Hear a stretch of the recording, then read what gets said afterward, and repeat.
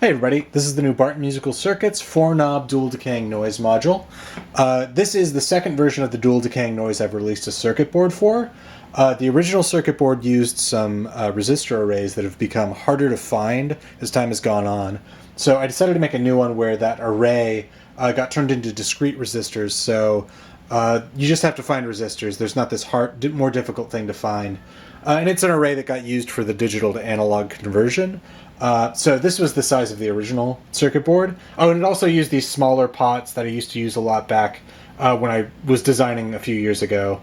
And I've changed it to this circuit board that uses the larger, easier to find, like cheap pots that you can get for 50 cents. And then a lot more resistors on here because we're using discrete resistors instead of the array. And then also because I had to increase the size of the circuit board, I also decided to add these extra knobs for the control voltage attenuators. Instead of having one knob that acted the attenuator when control voltage was in.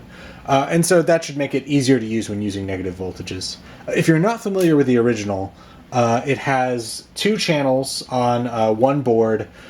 Each channel has a decay knob, a control voltage to modulate that decay knob, input and output jacks, and then two switches per channel.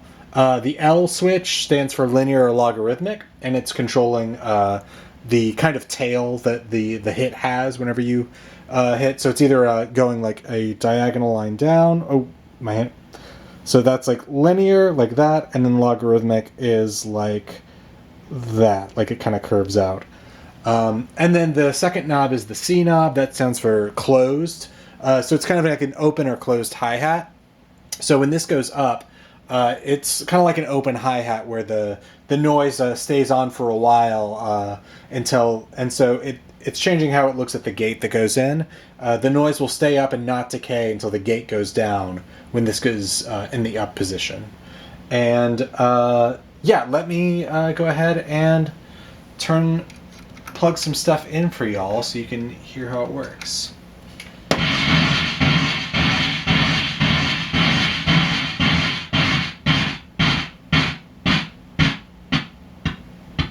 So really, really short decays.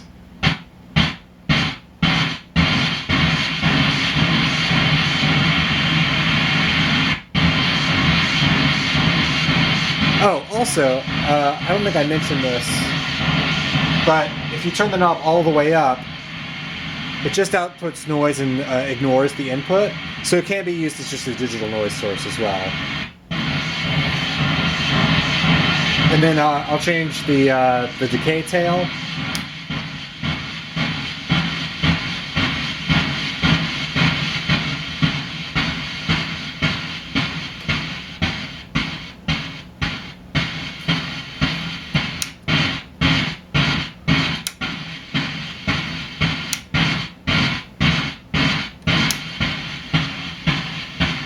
And then I'll put the close switch on, so you'll just get a burst of noise and then a short decay.